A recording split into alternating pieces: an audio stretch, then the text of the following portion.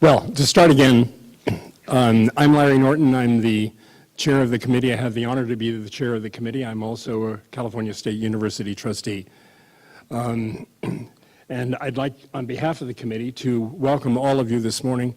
This is a very important part of the search process because we have an opportunity to be with you to hear your comments and your input with regard to you, what you believe are the qualities and the qualifications for the successor for President Richmond.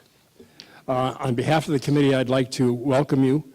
I know that there are many things to do every day of the week, and we appreciate the fact that you've taken time to be with us here this morning. Our purpose is to basically review the selection process, to talk a little bit about the timeline, and most importantly, as I have said, to get your input with regard to the future of Humboldt State. But first, I'd like to begin by asking the members of the committee to introduce themselves. We have one California State University trustee who, if the gods has arrived.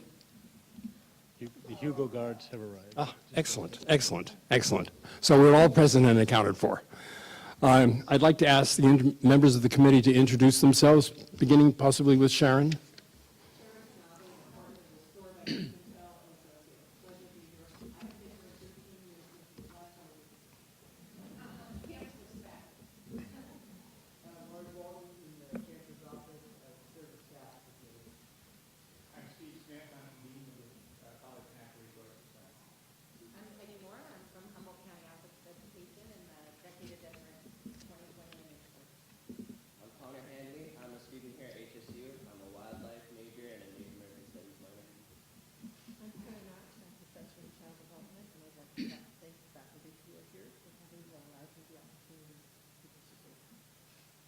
Doug Fagan, I'm CSU trustee. Bernadette Shane in the Department of Theater, Film, and Dance. However, my official designation on the committee is a community member. And I'm Tim White, your chancellor. Larry Norton. I'm Eduardo Ochoa. I'm president at California State University at Monterey Bay. And I'm Kim Hall. I run Veterans Enrollment and Transition Services. I'm the staff representative here today. Thank you.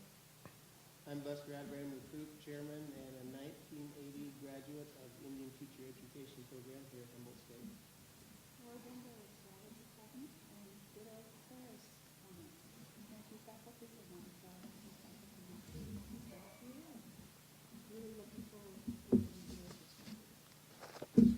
John Woolley, for now, Joe is a president of advisors. I'm Noah Zerby in the Department of Politics, and I'm chair of the University Senate. I'm Lisa Dowden. I'm board of trustees, University of Vincent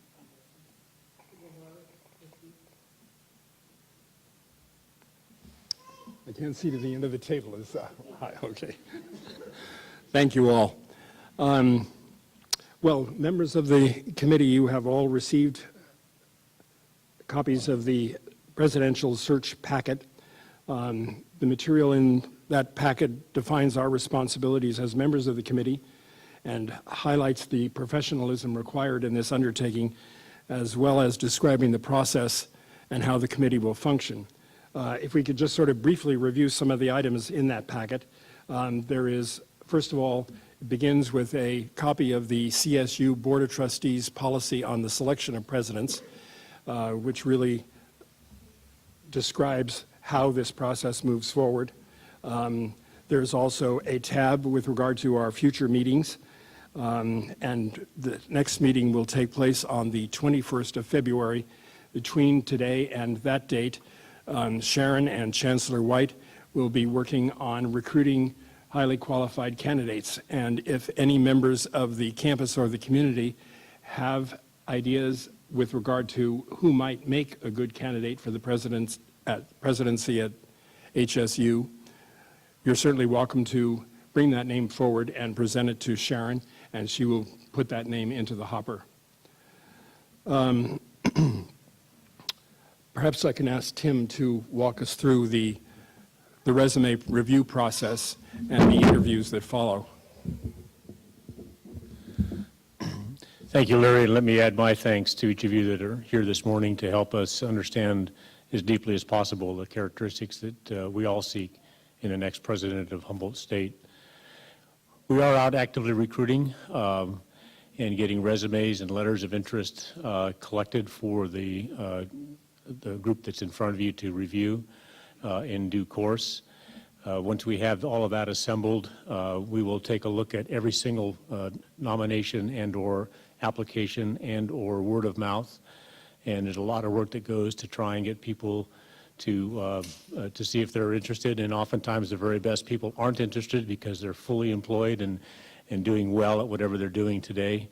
So it doesn't come as easily as perhaps some other searches, but we end up getting a binder full of people who would be interested in this position and who have the credential for this position, and share that with this committee.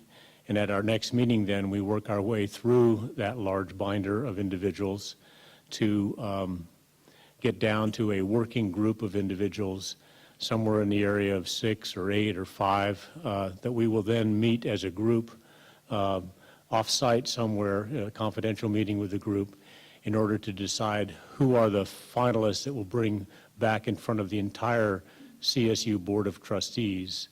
That'll happen a month or two after the whittling down to the semifinalists, down to the 2 or 3 finalists that will bring in front of all the trustees. And then each of those individuals will have a chance for a fulsome discussion with the trustees. And then from that, the trustees will make a selection and authorize me to negotiate with that person to land them as your next president. If things go as we anticipate them to do, we will be in a position in the spring to be able to announce the new president, and typically that means they'll be able to start the position somewhere in the summer of 2014, which is about the time that President Richmond is retiring. So I think we're on a good timeline, Larry, in order to not have to go to an interim appointment, which is always, I mean, it works, but it always adds a little bit of a further disruption to the campus. Thank you.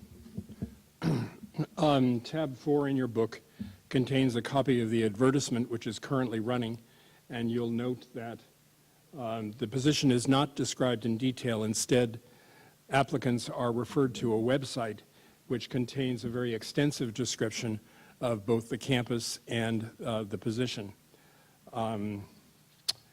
Let's see, and that ad is currently running in the Chronicle of Higher Education, Diverse Issues, Hispanic Outlook, Inside Higher Ed, Women in Higher Education, Jobs in Higher Education, and you can also look at it, members of the audience can also view it at highereducation.com and at academickeys.com. So the next item in the binder is a full description of the position, and we'd like to thank the Humboldt campus community who really helped us in developing that document, as well as spelling out the history of HSU. Pardon me, HSU. HSU. I have been reliably informed, by the way, that HSU does not stand for hills, stairs, and umbrellas. The remaining items in the packet really describe the contact information and goes into greater detail with regard to the logistics of the functioning of the committee, and we'll have an opportunity to review that in greater detail during our session this afternoon. But now we really come to the most important part of our meeting today, and that is to dialogue with you all and to hear your thoughts with regard to the candidate to be sought for Humboldt State.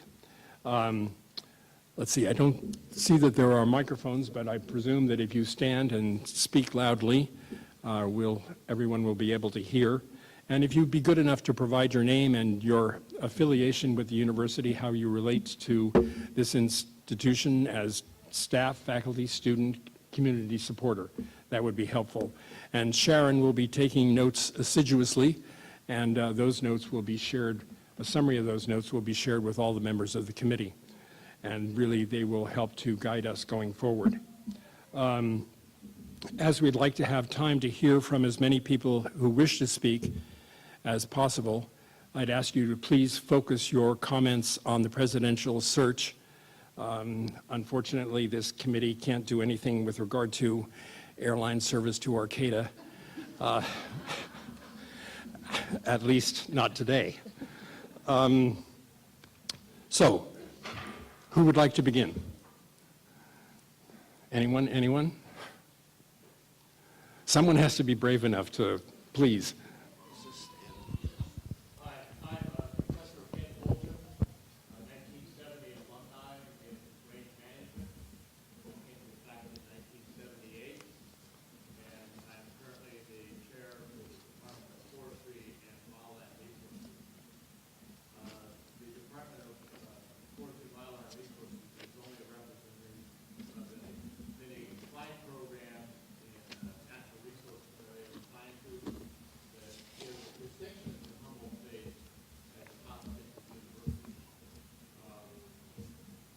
Having been on the faculty for 36 years now, and as an alumni of 5 years in a cohort that came out between the 4 and 6 year benchmark, I have found that this university is one of the best in the West for many reasons.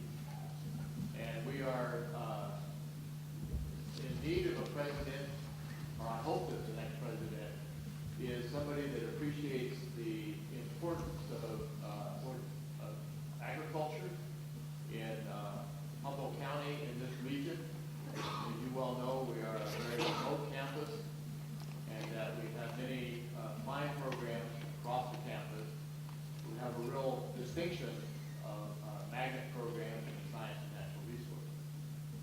And agriculture in Humboldt County and Del Norte County, Trinity County, Mendocino County, our regional representational area, is one of the largest economic providers in this county. Everything from aquaculture to vineyards, floral farms, to dairy industry, to timber, to beef cattle, to organic agriculture in many different facets. And so I would hope that we have somebody that is not only a representative of the hallmark of a comprehensive university, but also understands the importance of the vitality of the programs in natural resources, which are all based upon sound sciences, mathematics, and the disciplines across the campus that support it in the general education mission. Thank you. Thank you, Ken. There was someone just behind Ken there. Please. Yeah, my name is Jerry Sater, and I am line on board equipment operator assigned to sustainability department, and I'm also the chief steward for the California State Employees, California State University Employees Union. That's what we say, CSUEU. We represent units 2, 5, 7, and 9. So most of the, thank you very much. So my voice doesn't go out. Most of the people on this campus are represented by a CBA. So my primary wish list would be a president who knows what a CBA is, and not perfunctorily. A CBA provides a level playing ground for everybody. The language has been agreed to by the CO and the bargaining people from the various unions. So when, since the president sets the tone of the campus in general, it's important to us that they also recognize the value of labor in general, whatever those jobs may be, including their own and those that are confidential or student workers. We have a very cordial relationship here on this campus, as do most of the unions. We have monthly meetings, which we didn't have when I first started. So we'd like to continue that, and we'd like to see that grow. The president has the final word on a lot of our contractual items. The most important to us at the moment are the in-range progression raise, which is we call the IRP, and also for permanency, which is also very important to us who got caught in the furlough when people were jobs that had been previously permanent had to be put on as temporary because of the funding. And we've worked very hard and been fairly successful getting those people made permanent. So it's really important to us that, if nothing else, that the president understands and respects what a CBA is and their relationship to that, to a CBA. Thank you. Thank you, Jerry. Here?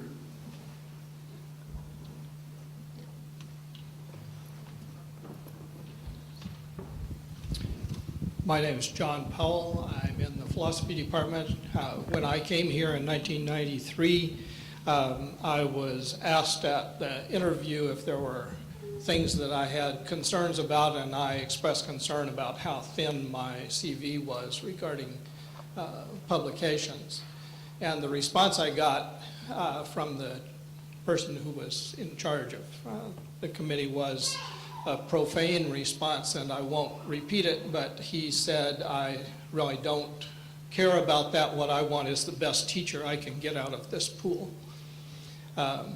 It seems to me that there has been more emphasis placed on research in the CSU as a whole, but it seems to me that there's a danger in that the emphasis on fanatical standards of good teaching are being eroded somewhat. I am a professor in the philosophy department. I've been several years on the Senate. I was the general faculty president here. I've had a lot of experience in university-wide committees. I think that this is a remarkable university. I taught at Oregon State, the University of Oregon, 2 community colleges. I taught for a while in the Oregon State Correctional Institution, teaching community college classes for credit. In my experience, I was figuring out for under 7 different university presidents. Most of them were not very good. I know 2, I think, that I would give positive marks to. I look at the record of the California State University system, and it seems to me that the trustees and the search committees have also not done a good job. I would urge you to be wiser than in the past. There are now, I think, 5 campuses who have had votes of no confidence. We're one of the most recent. I think that that's a sign that something is not being paid attention to that needs to be paid attention to. I think that the new university president should be somebody who is an intellectual and has interests in higher education issues at a national level, including things like the sort of scourge of accountability that is being very poorly implemented across the country. And it seems to me that it would be good to have that person also interested in the particular issues that make Humboldt State different from most universities. Thank you. Thank you. By the way, in my next life, I'm going to come back as a philosophy teacher, and I'm going to teach at Humboldt State, so I'll have one of your offices on the top of that beautiful building. There are good offices and good colleges. Thank you. Hello, my Yes. name is Elsie McLaughlin-Faithes, and I work with the Yurok tribe in the education program. And as this university sits on traditional Wiyot land and is surrounded by a number of tribes, I think it's vitally important that the university president has a experience working with American Indian tribes and also has a working knowledge of tribal rights and sovereignty. And just to get it all out there, I also think it's important that the principal, sorry, I work in high schools, that the president has a knowledge and ability to support and recruit and retention of American Indian students. Thank you. Thank you very much.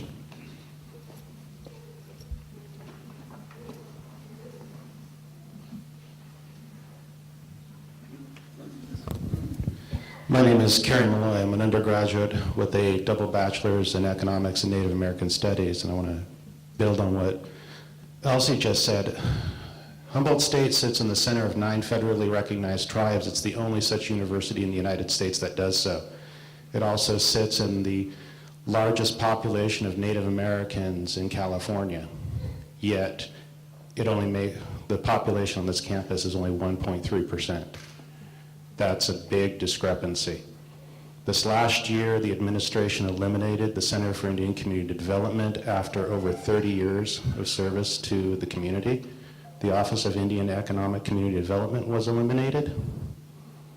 Both the ITEP and INTERCEPT programs have been systematically removed from their native direction and moved into other areas. They're now part of something called the Center for Excellence, which I have no idea what it is, and nobody else on this campus can explain that to me.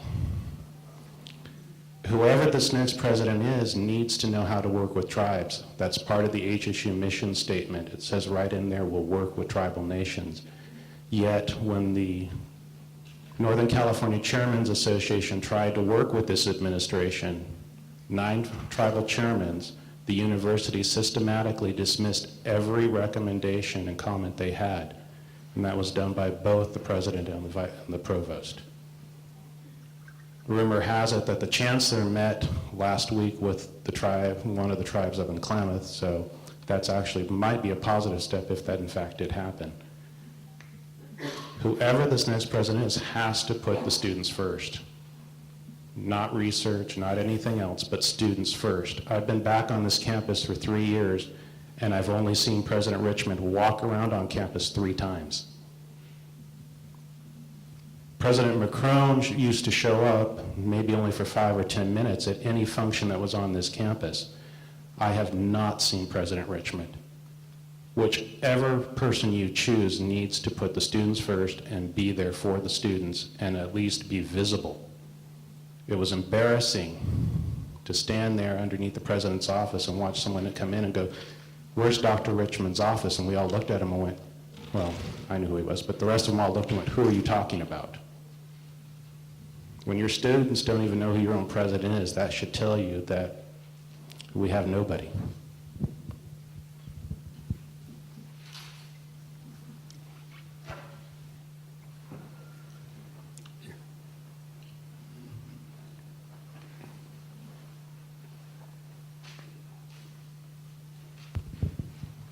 Good morning. My name is Val Phillips. I don't work on the campus, but I know many of you because I was here for 38 years until I took the final golden handshake and pulled myself out of something that I really, really enjoyed and loved, and that is working at Humboldt State. I was a faculty member, department chair, associate dean, dean. I did those kinds of work.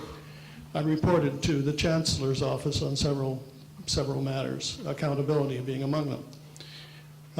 I've come to have a view in my mind that if I were looking for a doctor, I would go and see if they had a doctor's license in California. If I went looking for a lawyer, I would look for the same kind of thing. Unless something's happened since I retired, there is no licensure requirement for the person you're looking for. There are a lot of standards. One of your jobs is to offset that fact, that there's no credential for the person you're seeking. Is that right?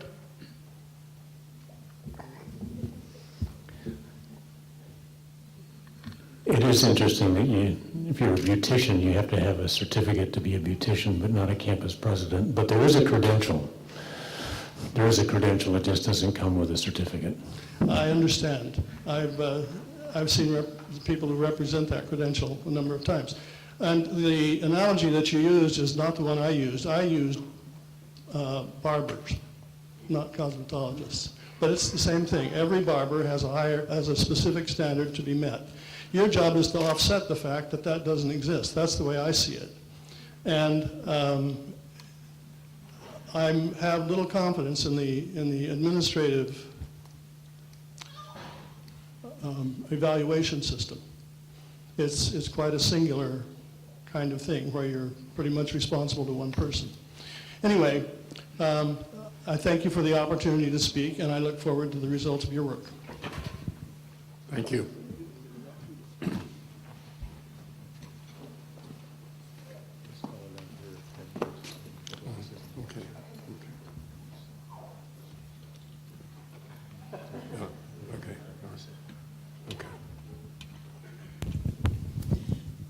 Hello, my name is Zoe Devine, and I was most recently the Associate Director of the Center for Indian Community Development, and I'm currently assigned to the Indian Tribal and Educational Personnel Program. I've been affiliated with those programs for 26 of my 28 years on the North Coast, and have worked extensively with most of the tribes in this area, and I fully support the words of wisdom regarding the Indian community here. And though the representation in terms of student body appear to be low, the dollars, the employability, the contributions to this county from the American Indian communities cannot be underestimated. I think Hoopa was the 5th largest employer last time I looked into it for the whole county. Tribes are proceeding at a rapid pace to bring in millions of dollars for infrastructure and to work on extremely exciting projects that we can participate in or censor ourselves out of. That's up to us as a campus. That aside, I really had a procedural question, which is my understanding is none of the candidates will come to campus. If I'm right, could someone explain why that's not going to happen? I know in our last round they all came to campus and we were able to meet them. So just wondering.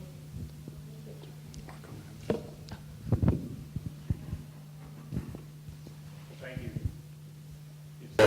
The question you asked about campus visits is a really important one, and so let me just take a moment to agree with the comments that we've heard about the sort of characteristics we seek in the next president here. Today's search process for presidents at this time is different than when President Richmond was hired. It's different because there's a lot of vacancies across this country relative to the number of people who have the credential to be successful. As a consequence, the very best people who are sitting presidents at another institution, or who are sitting provosts or deans of significant colleges on a campus, if their candidacy would become known prematurely, they wouldn't even allow us to consider them. Think for a moment what this means. A president, sitting president of a campus X in Oregon is interested in Washington or in Idaho, is interested in this position.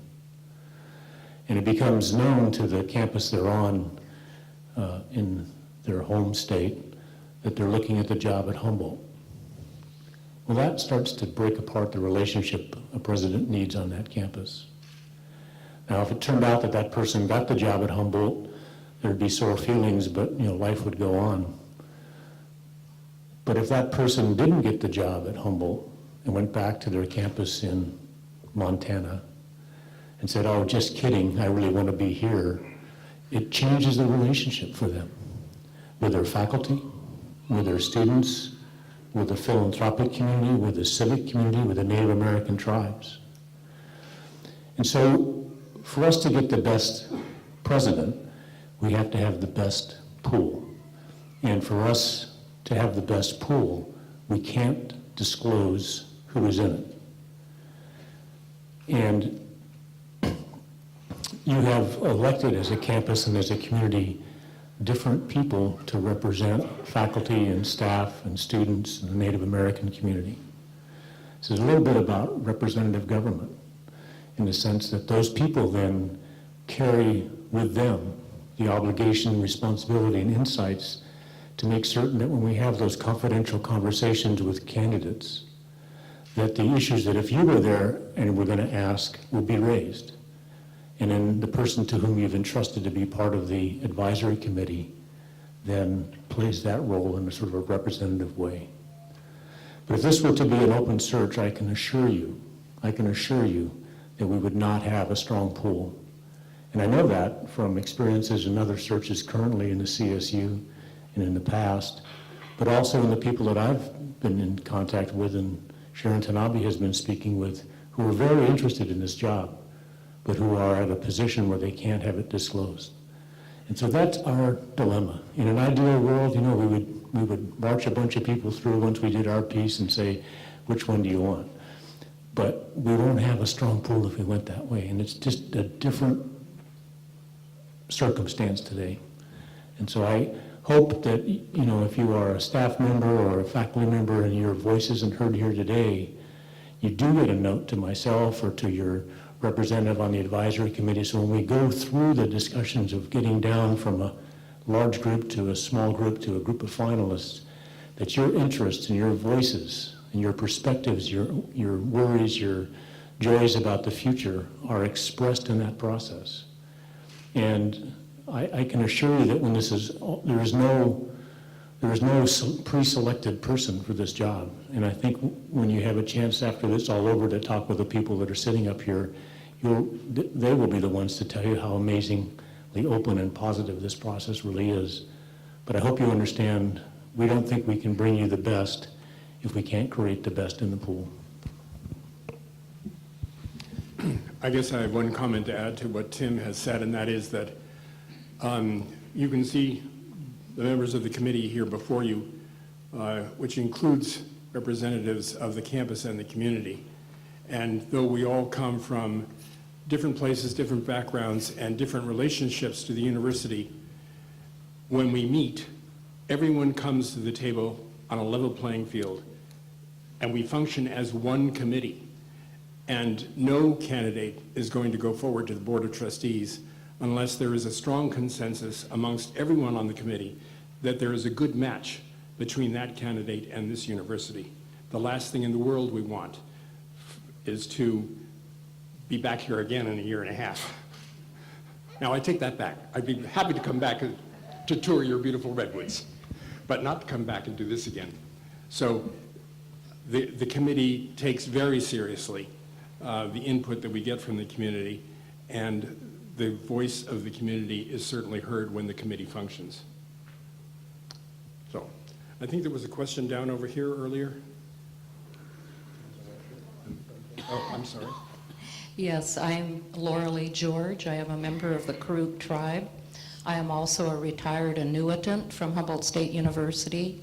I spent 20 years in the ITEP program. When I retired, I was the director, and I also taught the American Indian Ed courses, some of them. I've been brought back to campus. I've been here 11 months now as the interim director of the ITEP program, which has morphed from the Indian Teacher Education Project to today it is the Indian Tribal and Educational Personnel Program. I have noticed a significant lack of academic information on this campus regarding sovereignty, regarding Prop 209, regarding Indian tribal initiatives and how tribes work with the university. This university had stellar programs, and up until when I retired, they were modeled after from far and wide, as far as from Australia, and we still get calls today wanting to implement the programs that we had here on campus at other universities. I am disheartened to see that the Center for Indian Community Development has closed, but more importantly, the almost 50 years of recordings that were taken from Indian elders whose first language was their Indian language, that collection of recordings for reviving local Indian tribal languages is now not available. I hear it's to go to the library, but what purpose, what access? And there's been tremendous need for that material from the work of developing Indian language teachers throughout the state, and they need access to those materials. I'm also concerned about how the ITEP program is being, I don't know what the long-term objective is. We are following along what we're told to do, trying to do the best we can. There's a lot of positive models in the academic centers for academic excellence. However, I have not been able to figure out, even when I ask, what the commitment of the university is to the local tribes. So it is hard to make a stellar program when we don't know what the infrastructure is here. I have also experienced trying to bring resources to the university. We have had an ITEP grad try to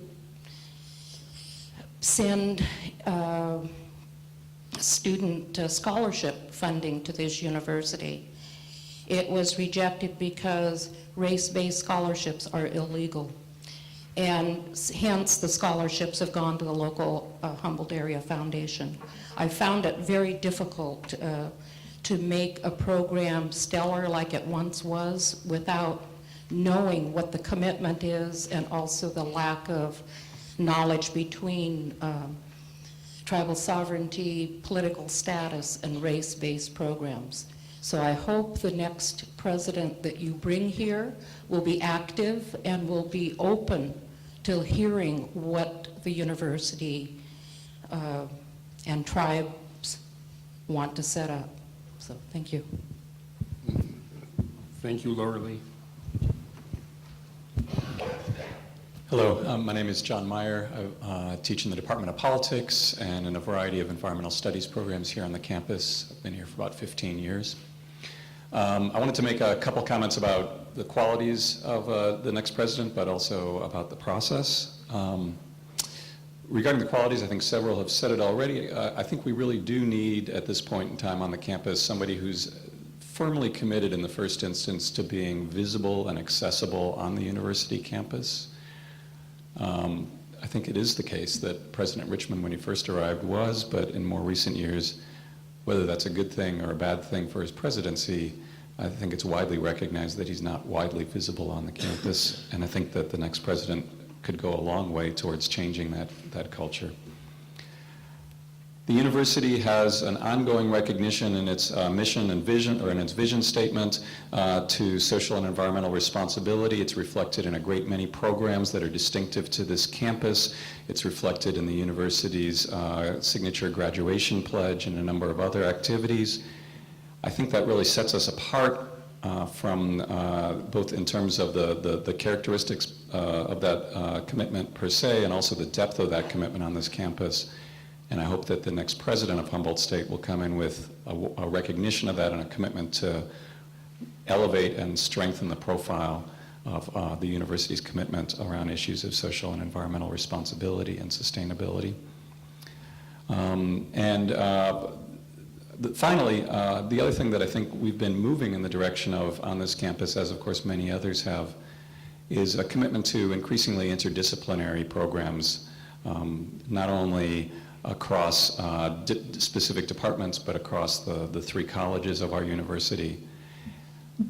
That is something that I've been very involved in my years here. I think it's very valuable. I think there's widespread lip service to the value of interdisciplinarity on university campuses around the country and indeed around the world, and around the recognition that knowledge is truly interdisciplinary if it's going to solve challenges that we face in the world today. But the bottom line, and I don't think we're any different than a great many other places, is that on a practical, day-to-day level, questions about how faculty are appointed, how funds at the university are distributed, and so forth, pose a great many challenges to those programs that transcend departments or disciplinary boundaries at universities. And I would look forward to a president who came in not just giving a commitment to interdisciplinarity, but who had actual on-the-ground experience with creative ways to transcend some of those kinds of silos and obstacles in terms of funding streams, in terms of faculty appointments, in terms of promoting forms of collaboration through innovative forms of hiring and innovative forms of cross-college collaboration and institutionalization. So I really hope we see all that in the next president. Regarding the process, I appreciate Chancellor White's comments about the need to bring the very best candidates to Humboldt. I'm sure it didn't escape any of you who took the time to arrive here for this meeting today that although we call ourselves Northern California, we're not exactly the part of the state that most people think of as Northern California. And I do think that as important as it is to consider the characteristics or the hesitation that a candidate might have to apply for this job if their candidacy was known, it doesn't strike me that that's really any different than it would have been 10 or 20 years ago. But I do think that this campus in particular has not only a unique community that it's situated in, a unique profile as a campus, a unique collaboration among students, faculty, and staff.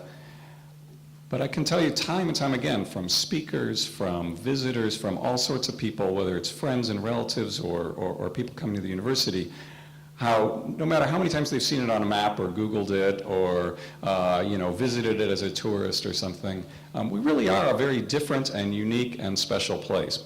Good and bad and indifferent, right? But coming back to this question of not wanting to have another search in a year and a half, I think the reason that it's so valuable to have candidates for the presidency up here on the campus is not just so that we can evaluate them, but so that they have a clear enough sense of what they'd be getting into if they became the president of this university. And I worry that that would be lost if the candidates did not visit the campus before they were hired for the job.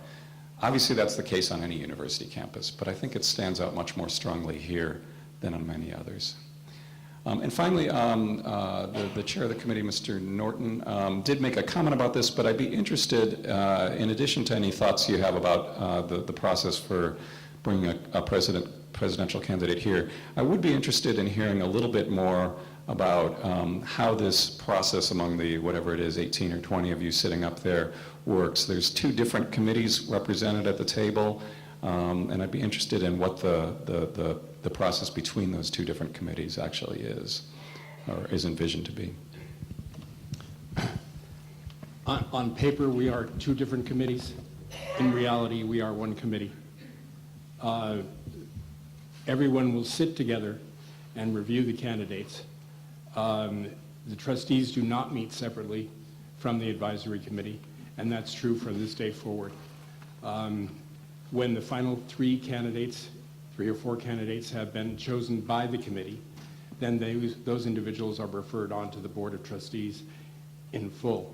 But as I said, we are two committees on paper, one committee in terms of functioning.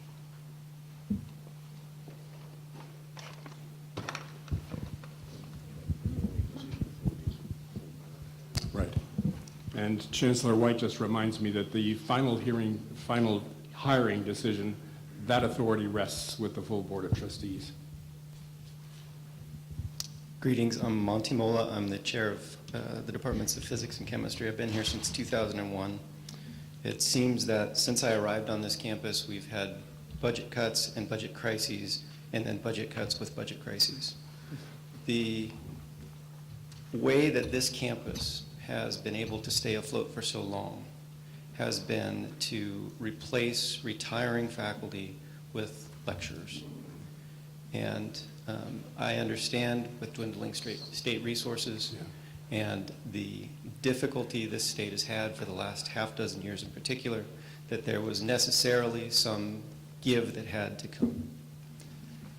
I hope that the next president of this university will be committed to rebuilding the faculty in some sense. There are departments on this campus that are stretched as thin as possible or even beyond. I think, as the gentleman behind me said at one point, that we need to put students first. One great step in that direction is to replace lecturer faculties with tenure track positions, putting the best teachers possible in the classroom. We are fanatical about teaching, and I think in order to be as fanatical as we possibly can, we need to rebuild the faculty. Thank you. Thank you, Monty. Would you like to comment, Tim? I agree. I mean, I just think, and this is not a comment about the quality of the individuals who've come in as lecturers or instructors. There's, on every campus across the system, there's a fabulous number of individuals. It's a little more difficult in a a campus like this one compared to, let's say, Northridge, where there's a lot of folks from, the entertainment industry, the business community that can go to campus, teach a class or two, and then go on with other things. It's tougher when you're in a campus like Humboldt.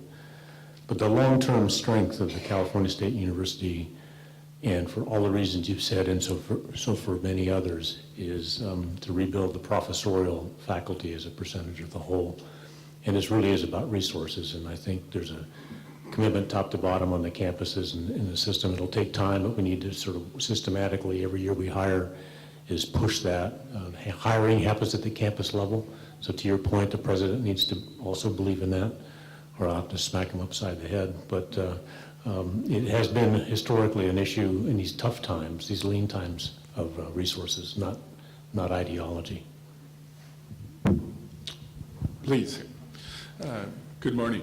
My name is Kenny Richards, and I'm the retired superintendent of Northern Humboldt Union High School District, and I'm an alumni from Humboldt State University. I have so many things to be thankful for Humboldt State. I also believe our community has so many things to be thankful for to Humboldt State. They provide much of the educational background of our employees. We've had outstanding staff and teaching staff that come from Humboldt State University. So it is definitely a cornerstone, if not two cornerstones in our community. So I want to thank Humboldt State. In looking for a new person, I hope the committee continues to look for someone with a win-win philosophy and a top-notch communicator. I can't say enough about how Humboldt State relates down to through the K-12 educational system and makes things happen at the educational level because of their ability and desire and philosophy just to get things done. So a can-do person would be great. I believe that someone too that wants to continue to improve the quality of wherever they're at, whether it's Humboldt State University. Humboldt State, from the community's point of view, has made many improvements. Again, as alumni 76, I've seen many things here that I would like to go back to the college. And I see many improvements that positively affect students, whether they're for student athletes or whether they're intramural systems. Those are all important, especially in a geographically somewhat distant community. And I wish you the best of luck in your search. Thank you. Thank you, Scott. Pardon me, Kenny. Good morning. I'm Carl Hansen. I'm the Dean of the College of E-Learning and Extended Education. And I just want to make two really brief points. I think they'll speak for themselves. But first of all, having been through bias training recently, I just wanted to point out, Chancellor White, not to be disrespectful, but you did use the word he in your comments when you were referring to the next president, and I'm assured that the committee will be really respectful of bias issues in the process and that we will definitely find the best candidate. But language is important. Also, in terms of the issue of not bringing the candidate to campus, an issue that I think our campus is very sensitive to, as most CSUs, I'm assuming, the concept of secrecy and secrecy in a process. When we talk so much about accountability and transparency, I find it ironic to think that a selection of a president would be a totally secretive process and then being expected to come to a campus and somehow become very transparent. And I think that a candidate, I understand the rationale that you're using, but I think that a candidate that is not willing to be open and honest with their existing campus about their intentions might not be the best candidate to be open and honest in their conversations once they come to our campus. Thank you. Thank you, Carl. Hi, Hi, good morning. I'm actually just going to piggyback off that a little bit. I'm Laura Mowry, and I'm an admissions counselor here. So my job is actually to connect with high school students all across the state of California and even nationally. And I spend tireless hours talking about the voice and the community that we have here at Humboldt State. It's something I'm very, very passionate about, and I just really urge the committee to consider that and our unique voice and expressing that to the candidate. I would never urge my prospective students to commit to attend Humboldt State without visiting first and connecting to get that passion. So I just wanted to contribute to that. Thanks. Thank you. Hi, good morning. My name is Electra Matthews-Novelli. I'm a student as well as staff on this campus.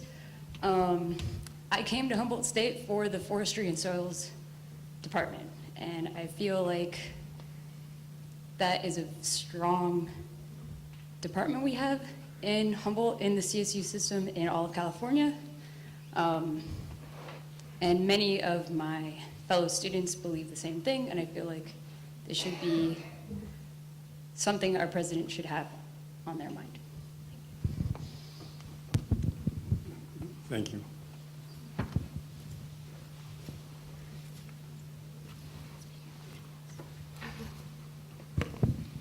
Good morning. I'm Marilyn Pike Nicely, Director of the Multicultural Center here at Humboldt State University. I just want to make a few comments. First of all, President Richmond has been very present at many of our events, and I have proof of his handprint on one of our projects, and we have him filmed doing the double Dutch jump rope at the block party. So I want to say that he has been very present. I want to thank my colleagues who made their statements about the Native community here. I feel we are so blessed to have the 9 tribes in our area. We're so blessed to have incredible resources. So I just want to ditto everything they said about the Native community. I want to move on to this other piece, though. We are now a Hispanic serving institution, HSI. I think with the last census, we reached that point. So I think the new president really needs to be understanding of what that means.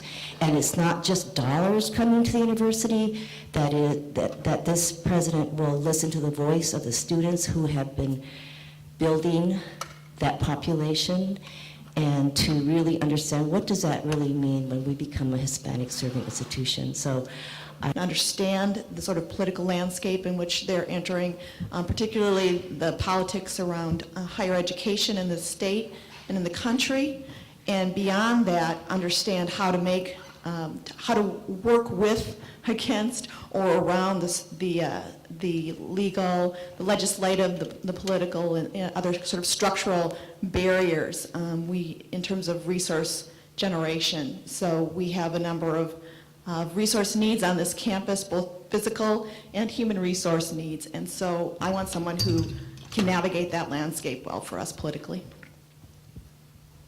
Thank you. Up here in the back.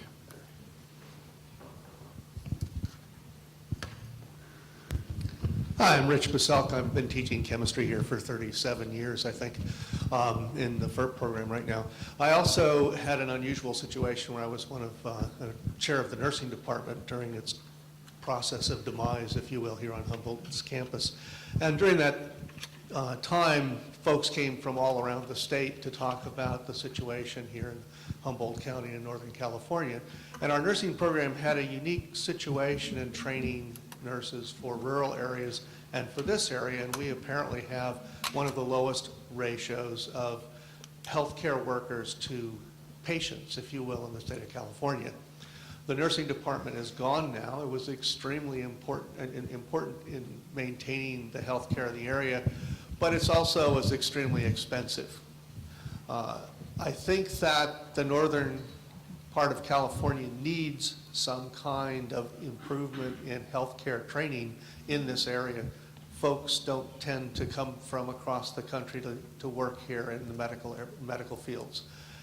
Getting them here, creating some kind of training would be a very challenging sort of thing, but I think it's something that a new president might be very wise to look into in terms of how can we reinstitute some kind of nursing training here on the North Coast beyond Redwood, College of the Redwoods. HSU should have some involvement.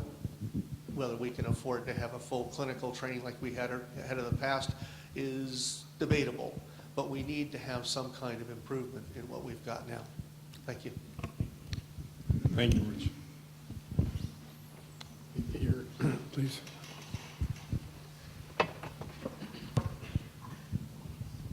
Good morning. My name is Penelope Shaw, and I work in the Center for International Programs. I've worked there for about 10 years. I graduated from Humboldt, and as did my entire family. I would like the new president to have international experience, either living abroad or working abroad or meaningful travel abroad. I don't think anyone can really speak intelligently these days about situations unless they've had that experience. I'd also like them to be able to support having more international students on campus and see the reason why that's so important, especially for Humboldt State. We are tucked a little bit behind the redwood curtain. Some of us love it that way. And so do international students, the ones we have on campus right now, having a wonderful time. I'd also like them to see the importance of sending students from Humboldt out into the world. This is usually a little bit more expensive than being on the campus. And for some students, this creates a barrier. So I'd like to see the support for both the incoming and the outgoing students. And I'd like to have a president with definitely have some good international experience. Thank you. Thank you.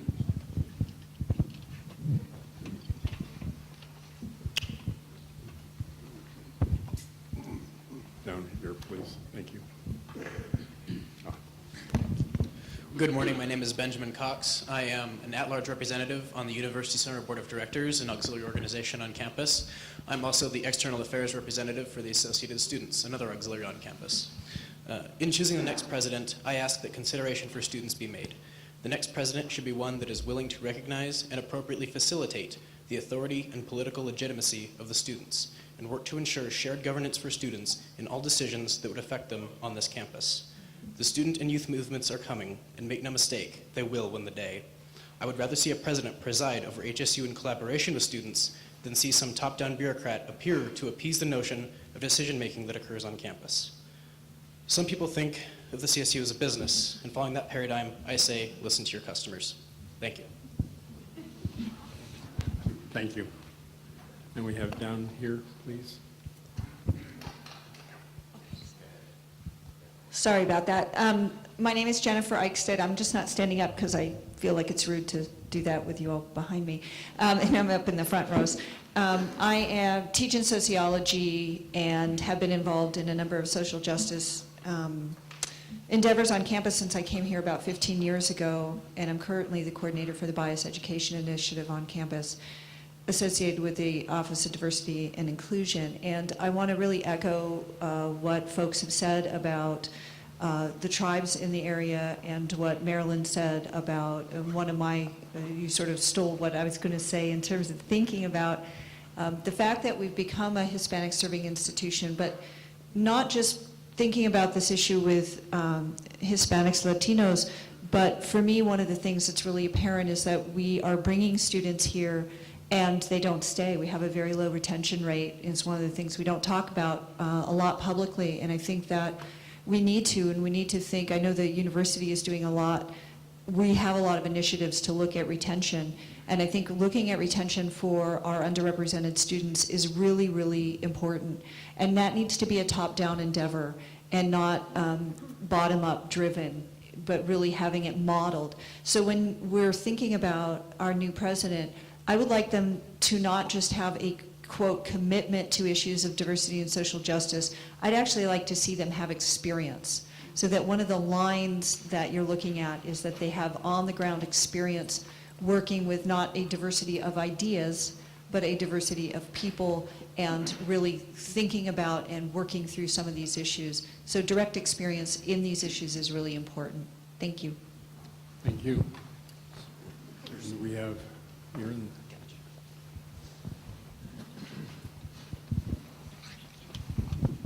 Hi, my name is Ariana Thobabin. I work at Learning Center here at Humboldt, and I'm faculty in the School of Education, and I've been working with local K-8 schools for several years now. I'm also alumni to Humboldt State University. I am also a community member, and I own a home in the city of Arcata. So in sitting here listening to how everyone else and different things to think about with our new president, I think the two areas that I'd like to talk about, first of all, is the impact that Humboldt State has in our community with our local community members and with the local homeowners, and it has impact on our community. And I'd like the president to be a person to collaborate and work with the city, with the local homeowners, with the community, so that we are working together to make it a place that everyone can live and be happy. Because Humboldt's population is about half the population of the city of Arcata. And that the direction that Humboldt goes in affects and trickles down to the direction of different areas, priorities for Humboldt County.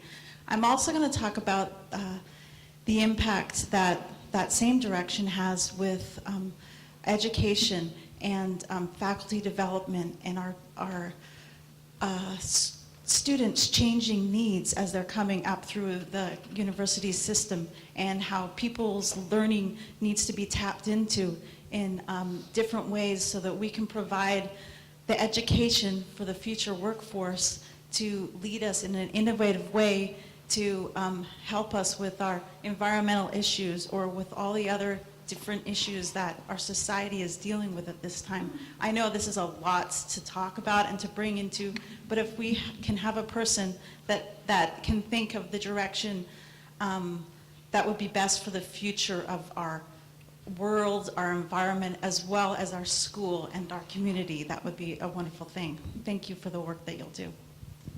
Thank you, Ariana.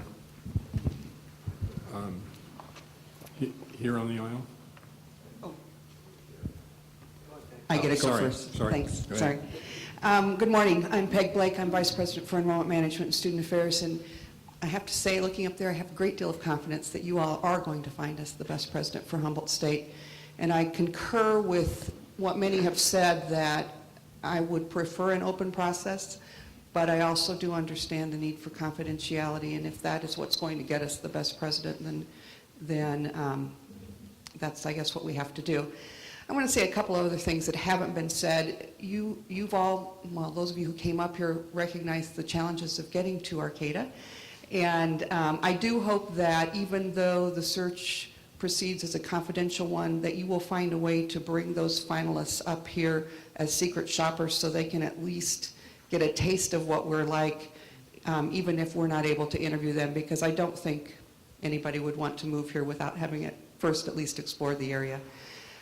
We are a destination campus. We are a residential campus with about 25% of our students living on campus. That makes us somewhat unique in the system, and we need to make sure that we have a president who understands what being a residential campus means in terms of support of our students, healthcare support, counseling, psychological services, housing, food, the list goes on and on and on of the kinds of things that we must provide to our students to help them be successful.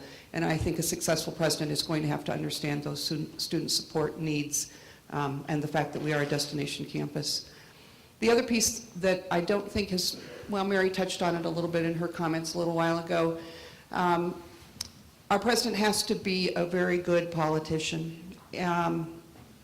We need to make sure that our voice is heard down in the Chancellor's office. Running a 23 campus system, the inclination must be to try and make things as efficient as possible and see if we can't get a one-size-fits-all solution to whatever issues are coming up, and frequently those don't work for Humboldt. So we need to make sure that we have someone who is down in the Chancellor's office, in the legislature, who understands how to communicate effectively who and what we are. And then that finally brings me to one of the characteristics that's sort of been talked about a little bit, but I just think our president has to be an outstanding communicator with all of us on campus, as well as with the community and with the politicians and the others throughout the state. So thank you for your work. Thank you, Peg.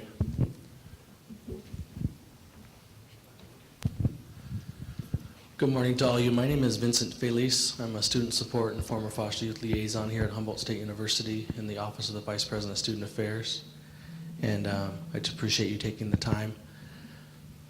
I'm a product of the CSU system. I'm a BA from Humboldt State University in psychology, and a master's in social work from Long Beach. I am also a product of what someone in the back, and you'll hear it a lot from Humboldt County, represents the Redwood Curtain. I just want to put a voice to a face of students who come up here that the Redwood Curtain sometimes is their only option. The Redwood Curtain also represents a change of life, a change of pace. I guess what I'm getting at is I would like the president to have a true understanding and deep empathy with the idea of power and privilege. Some of our students are coming from situations where there's abusive homes. Their high schools are nowhere near getting them ready to take decent and achieve decent SAT scores, ACT scores. Their communities are not gated. A fair amount of our students are on financial aid. So I'm going to ask that our new leader actually has empathy for power and privilege and what that means. I actually enjoyed having Roland Richmond here. He's somebody, as a faculty, I also teach some courses on campus too. I was a faculty therapist for a while. I'm going on 7 years working here at HSU. Roland Richmond was someone who we would, particularly with the Multicultural Center, I put together some barbecues for our students of color, and what was profoundly interesting to me is that particularly the students who were MCC graduates of the Multicultural Center, a lot of them were students of color, their families couldn't even afford to rent out halls or go to fancy restaurants. So what we found is we would have 40 or 50 family members from each child, graduating student attending our barbecue. Things as simple as that. But Ron Richmond would always make it to be there. He'd have a full day of graduation and schmoozing all the politicians and waiting in the green room. It was a very exhausting day, and we'd even tease him on the microphone. He would still show up and say something. And I think that says a lot. And with our former foster youth and independent youth, last couple of years, he's never missed one of our events. I think that says something to someone who has a personal touch. And just wanted to share that, and I wish you luck in your process. Thank you, Vincent.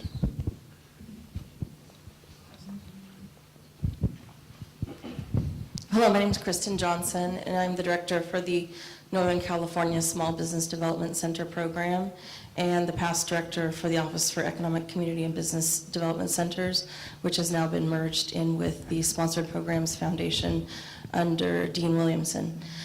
I want to echo a couple of things that were stated by Dean Blake and say that I think that the communication of the future president for Humboldt State University has to be exemplary and particularly important in a communication style that can have difficult conversations and have experience working through problems of a political nature in a strong form of communication. I also want to echo the need for somebody who has political experience and the statement that somebody in the middle of the audience made about prior experience in a position of an equal nature. I think that this time on this campus, the needs of the campus, the community interaction that this campus has, and a lot of the difficulties that have been brought on by all of the California's budgets changes and iterations. I really think that we need somebody who has been in the seat of the president of a university before.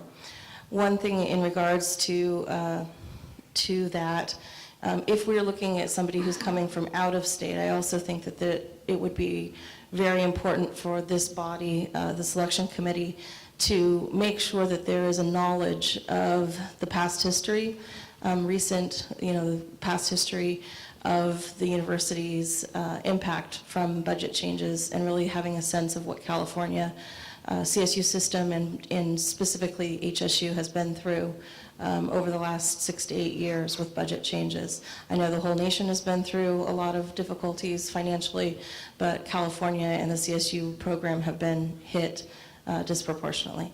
And I think that's an important thing for somebody in that position to have a good sense of and an ability to wrangle with going forward. Thank you. Thank you.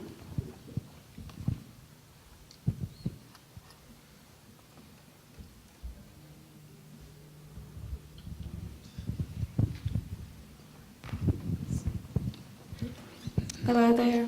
My name is Cassandra Kelly. I am a current student in the Environmental Science Department. I'm also a current co-director at the Campus Center for Appropriate Technology, a live-in learning demonstration house here on campus.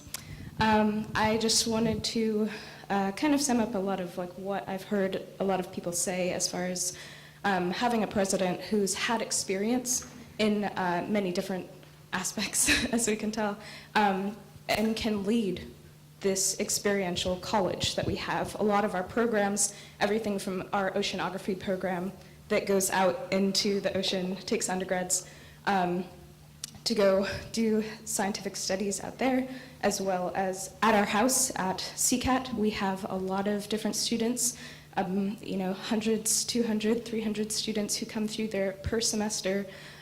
They get their hands dirty and get to take a lot of what the natural resources and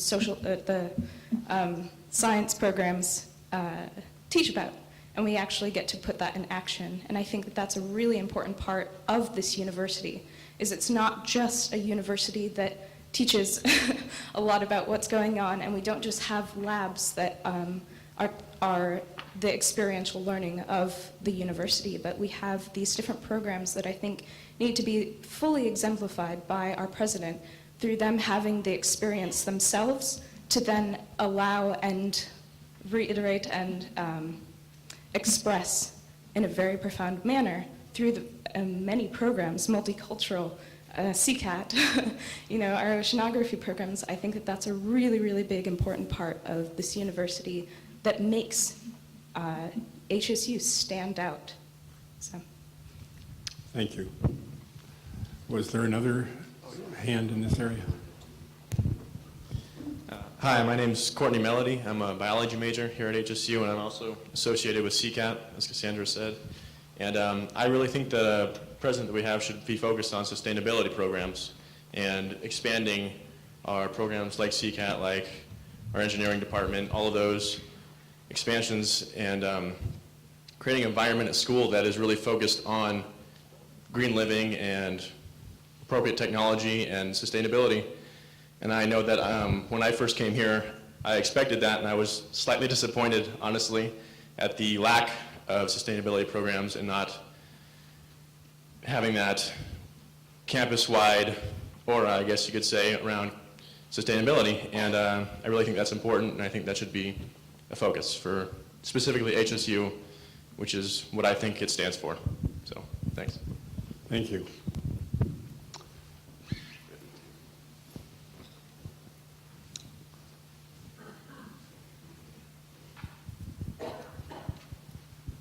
Making sure Simon gets his exercise this morning.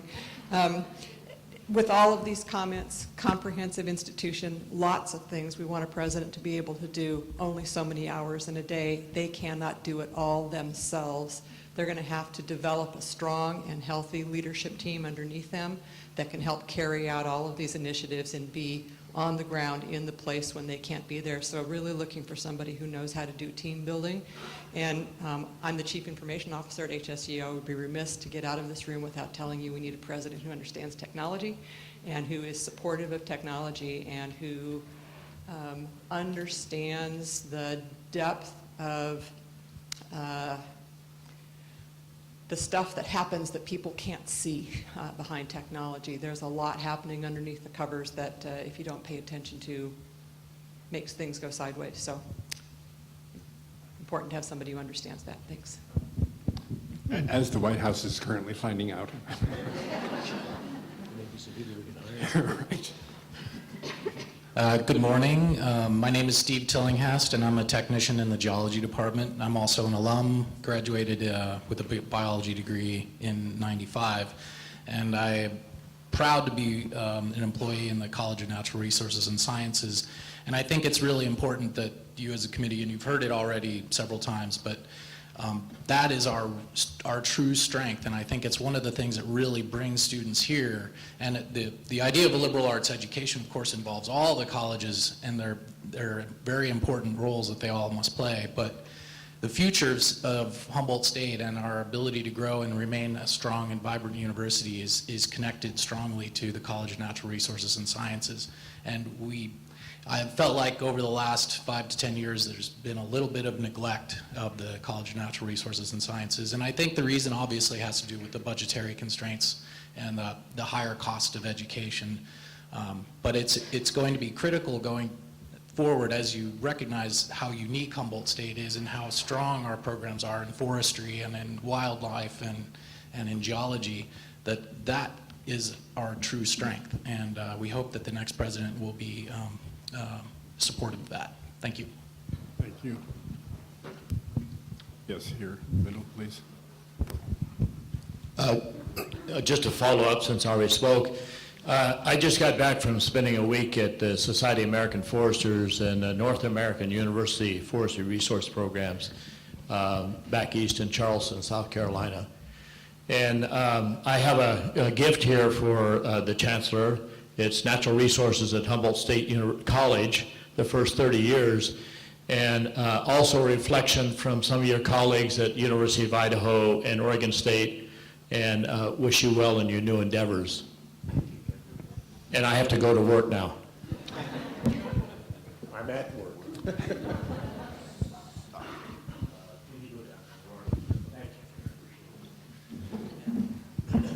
Hi, my name is Portia Cobbs. I am a Humboldt State alumni, and I'm currently in the graduate program in social work. Kind of what I would like to see is somebody who is creative. What I've noticed, kind of what the audience is saying, is that sometimes what HSU advertises, they haven't always been able to pull through. I heard that with sustainability. I hear that with Hispanic serving, being a Hispanic serving institution.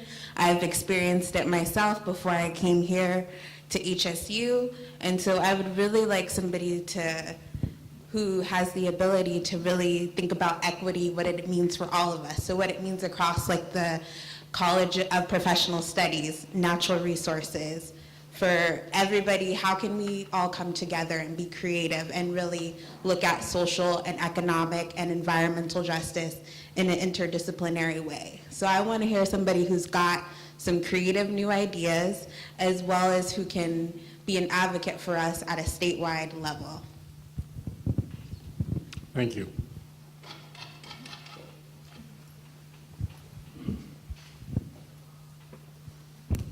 Hello, thanks for all being here. My name is Mark Teeter. I'm a theater major, and I'm also the vice president of legislative for the AS government. But I was hoping that if we can get a new president, it would be somebody who uses the capital budget, the resources expended on that, to not just use it as a money to attract students here, but use it as a more complex means of establishing culture and the functions of the university. This is an article written by Pamela Brown regarding the university entrance that was built like 4 years ago. And this is regarding her experience as being one of the people who sat on the committees in developing it. And she said, in spite of clear input from several members of the committee created to take on the entrances, the current style was pushed down people's throats, not only on the committee, but once the first and main entrance was up, feedback came from students, faculty, and administrators that this was not symbolic of this campus or what we wanted to present to the community or incoming students and their families. We pleaded with the president to rethink the other entrances. We asked that the entrances not yet built be designed to reflect the local native culture, another that would symbolize the pledge of the social environmental responsibility, and the third one, to capture the strengths inherent in the culture's diverse community. None of this input was considered. So I think if we have a future president, it would be somebody who works with the ideas and the culture that is here to create not just an image, but and foster a reality that is more conducive to, I guess, interdisciplinary, intercultural experience with values and morals. And just deeper than that, if there's any like management issues, it should be to get students in seats. There's issues with classes where students don't actually have a seat to sit in, so any further development should be strictly towards that, I think, as a first priority. And also regarding management of funds for like information technology, there could be a big focus on really clarifying lines of communication In the theater class, we've gone 4 weeks of trying to do presentations, and none of the devices have worked for us. And we've called the people up, they come down, and we just haven't been able to do our presentations even though we have the technology. And that is not all that one person can deal with, but as a previous speaker put forth, we should have a president who develops a really solid team that'll work together to deal with these various issues. Thank you. Thank you.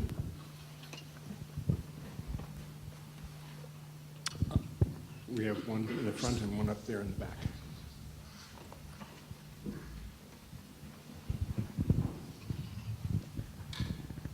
Good morning. My name is Victor Arredondo. I am the Associated Students of Humboldt State University's Vice President of Student Affairs on Student Government. I'd like to dovetail on Mark's statements that he just made, but I'd like to also bring in some additional things that I would like, as far as representing students here, to be mentioned. So, as of today, within the AS body, right, the Associated Students body who governs, who helps and is the voice that advocates, educates, and allocates funds for the students here at HSU, there's been over 300 resolutions that have been passed. I could only say today, doing my own institutional inquiry and looking at the history of these resolutions, only 15% have actually been supported by administration here. So what that means to me is I would like to see somebody who's accountable for listening to the student's voice and to push out the ideas that reflect what the students want. Secondly, we do have a master plan, and I haven't really seen anything go through with that master plan. I do know that HSU does want to increase residential housing before we increase anything in regards to our own parking facilities or even a parking structure. That's pretty much been a big issue this year thus far. I'd like someone who can bring leadership, who's direct and not two-sided. And with that being said, it's somebody who's stern, so at least people know where they stand with the person who they're dealing with. What I ask for is not a CEO, I ask for a leader. I'd also like to ask for somebody who doesn't try to make HSU a university that relies on tokenism, which is something important because I think a lot of different cultures here in our community sometimes feel like we're just here as a number, and some of us shouldn't be feeling that way. I'm not saying a majority of us feel that way. What I am saying that there are students like that, and so a president would have to understand exactly how that internalization process happens across the board for every single student, and even in the departments from which they represent. I think as a veteran, something that Kim Hall will probably bring up to you guys, it's somebody who can follow through with Obama's 8 keys to success and Obama's call to principles of excellence for our university. We've been doing a great job. I used to work with Kim Hall. And something that's more important though, it's realizing that we do have a percentage increase in veterans enrollment. And we've been having a little bit of issues in regards to space and just feeling our culture wanting to be a part of this university. So I'd like somebody, as far as the president is concerned, who can work with that culture and who knows the issues of that culture as well, and can create partnerships between the Veterans Administration, of course the State Department, and our university. And lastly, someone who's young enough to relate to students, but not old enough to stay away from students. And I think that's important. I'm not trying to be funny, it's just, you guys look for experience, but sometimes experience is reluctant to new ideas or change because with age comes a mindset, and sometimes that mindset might not be open. So again, I look for quality, and I hope that you guys take that into your considerations when you're making your deliberations in regards to whoever prospects you guys are looking at. Thank you. Thank you. We are going to insist that any candidate be able to text.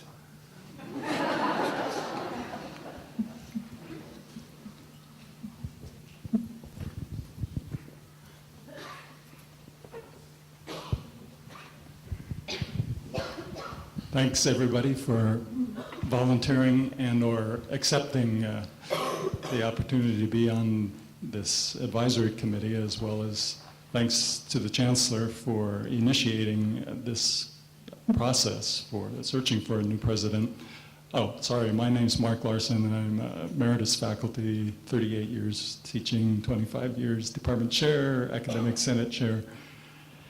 Anyway, my first advice to the advisory committee is to advise the Chancellor about the process for searching for a new president. This is a public institution, and I happen to believe, even though there are pros and cons about candidates being visible in a public record, I think the pros in favor of having everybody being aware of who the names are surely outweigh the cons, and I hope that future CSU presidential searches will have that opportunity. Secondly, I don't think this campus wants a president inserted into the presidential role without the candidate and the competing candidates having official campus visits.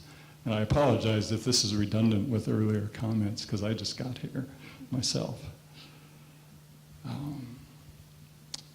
hope that's clear. We really need and want, and I hope you as the Chancellor, you could even amend the process at this late date to have an official campus visit with us and the candidates to avoid that insertion kind of experience that we're going to get without it. Secondly, I'm reminded a few years back at the Academic Senate, we had a vote of no confidence in our current president, and the then Chancellor Reed came up to talk to us about what our opinions were and basically refused to listen to any of us about the existing circumstances. But he did perk up a little bit when we actually started talking, and I know there are people in the room who can remember this, when we started describing the type of president and the characteristics of the president that we would like to hire in the future. And I think I'll summarize that list really briefly. The first is we'd like a president who's present on campus regularly and visible, particularly involved in the faculty and staff and students in the academic programs. We want somebody that we can regularly see and talk to. Secondly, at that time we asked Chancellor Reed, and I guess I'm offering this hope as well, that the next president is capable, much like presidents at Long Beach and elsewhere in the CSU, to build fundraising alliances with the community locally as well as regionally and maybe elsewhere.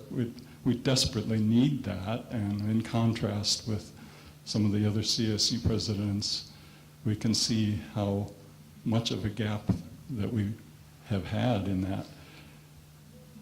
The community, I hope the committee has got their ears to the ground enough to know that we have a serious local fundraising problem in terms of building alliances as opposed to cutting those off. Secondly, or moving on just really quickly,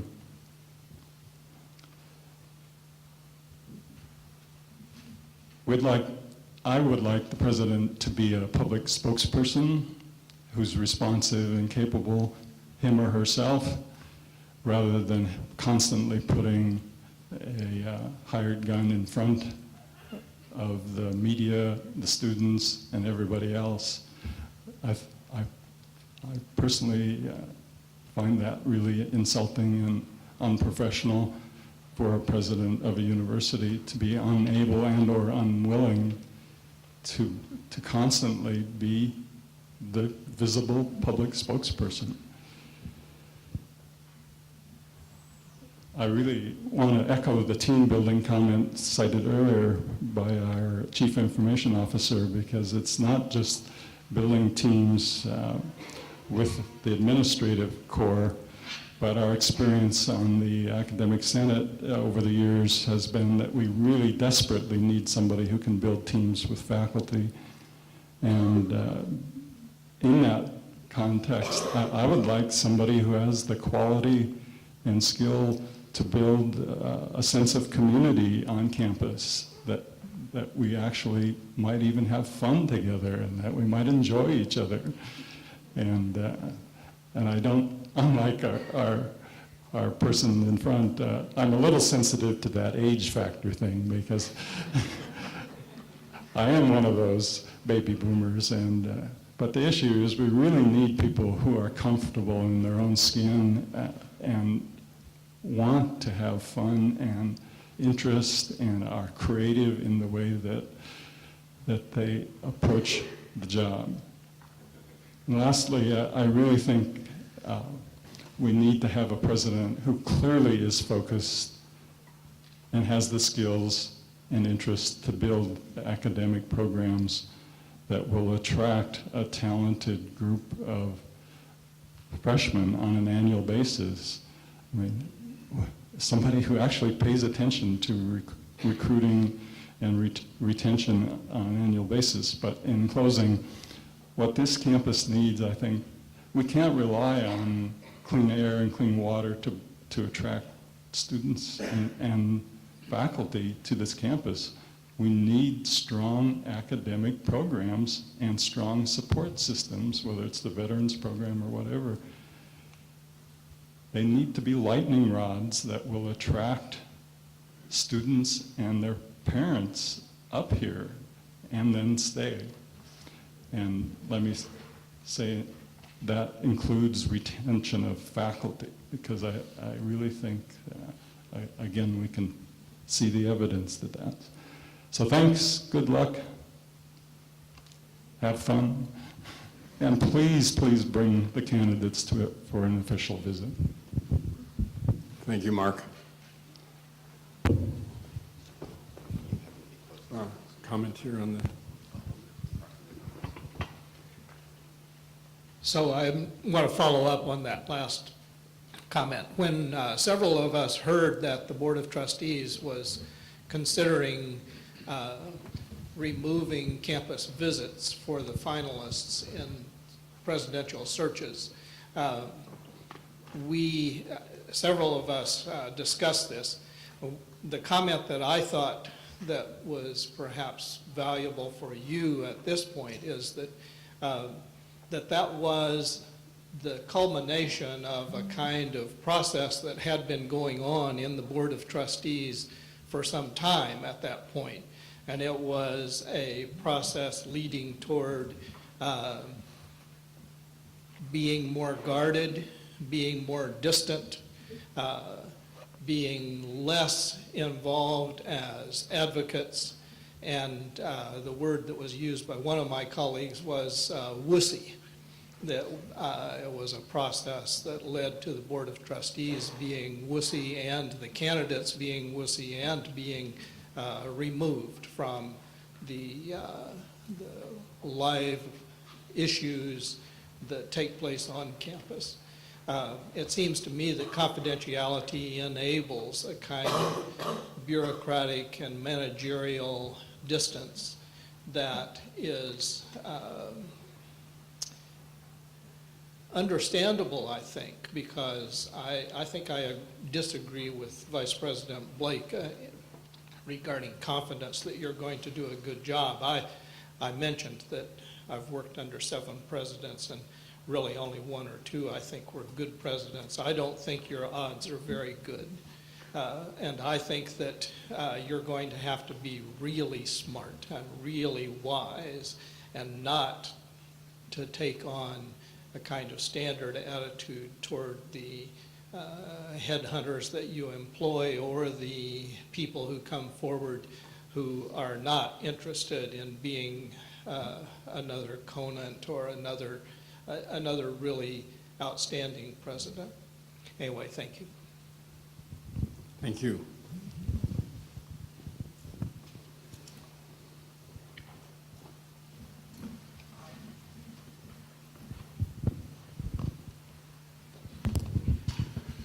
Good morning. My name is Kyle Gunderman. I'm a student here at HSU.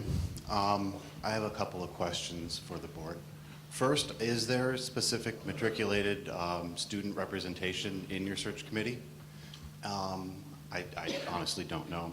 Secondly, I would like to see a president that can address the changes that are happening in funding education for students.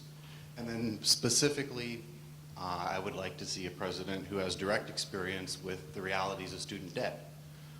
Someone that has personal experience on how it affects what classes we take and basically our career and life choices that revolve around this debt. So, thank you. Let's see, I can answer the first question, and Connor Hanley, who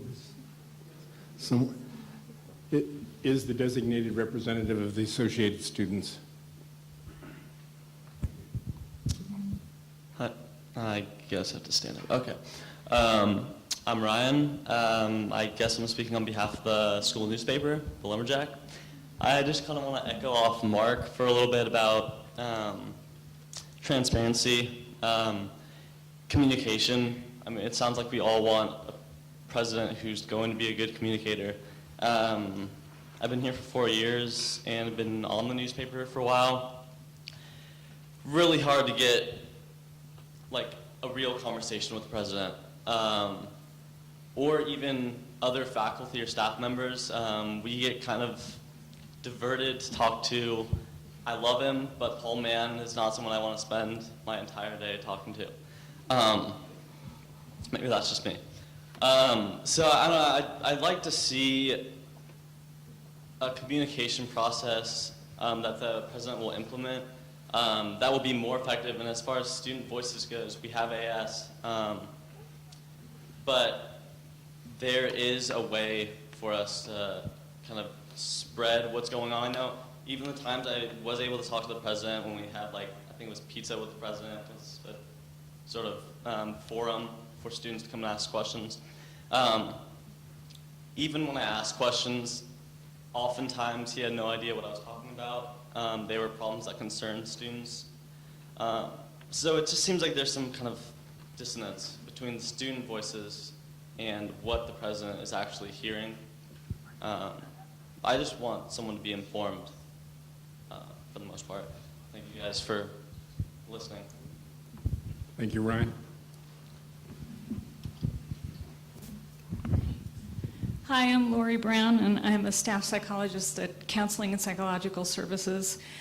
We've been really impacted in a couple of different ways, both in terms of the number of students who seek just regular ongoing therapy from us, which we have a brief psychotherapy model, which means I get 6 to 8 sessions, and it's just not a lot of time, especially if they have major mental health issues. We also see a lot of crisis, a lot of students on crisis. As a matter of fact, before coming over here today, we had 4 to 5 students walk in crisis all at the same time. I kind of lost track of the count because I was seeing one of those students. Major mental health issues are on the rise at college campuses across the nation. It's not just here. And so I'd really like to see a president who understood that and who was supportive of mental health services. Thank you.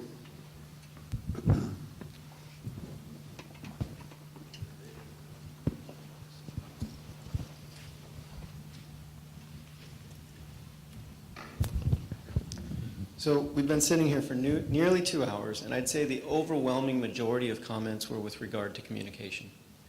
And a number of different constituencies on campus feeling as if their voice has not been heard. We've heard this multiple times today. A hope that we'll have a president who listens to us. I think what all of this is dancing around is shared governance. And what I hope is that the candidates that you choose for your final interviews have demonstrated a history of shared governance. Not just speaking to it, but actually have a demonstrated history of participating with faculty, with staff, with students for the leadership of the university. Thank you. Thank you.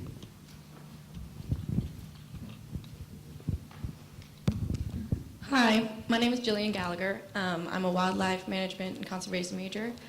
I'm a local from Humboldt County, and I've lived here for 20 years. I just want to see a president that values student interaction. Up front said that they want to be relatable with the students, but old enough to also be respectable. And I think that's a really good point because, I mean, how many students are actually here to voice their opinions? And how many students attend Humboldt State? How many students, like, this is at 10 a.m., 11 a.m., when did it start? How many classes are at 10 a.m.? All of them, basically. So no student can actually be here, or unless they want to skip, which that's not really good. And the 1 to 17 ratio up there, 1 student compared to 17 adult members who aren't students. I don't know, I just feel like the president should be able to, who was the last president? Unfortunately, I don't even know their name. And so I just think that that's something that, I mean, that's my own fault, probably. And I just think that's really important. Definitely, this man up here said, you know, have a public, just like public interaction with students and being in the community. And I mean, I would like to know what my president looks like and know where to approach him, how to approach him, you know, and just have that a well-known fact. So, thank you. Thank you.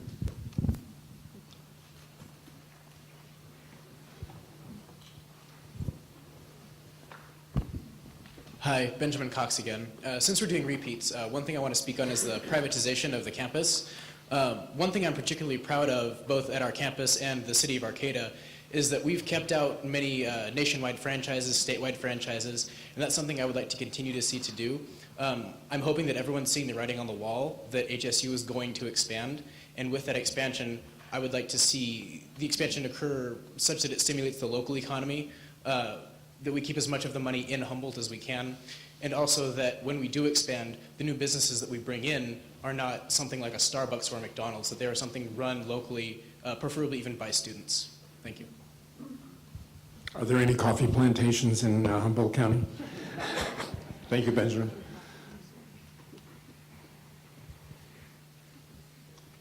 Anyone else? We have had 41 comments at this point. Anyone further? Okay. Well, on behalf of the committee, I want to thank everyone who took the time to be here this morning. As I said at the outset, your comments will be given very careful consideration as we go forward. I also want to thank the members of the committee who have made this commitment to participate in this process. I know that the university appreciates the time and effort that you will give to it. There being no further business, the committee is adjourned for this portion of our meeting, and we'll reconvene in our following session in 10 minutes. Thank you all. And thanks especially to the gentleman who ran that microphone around all morning long.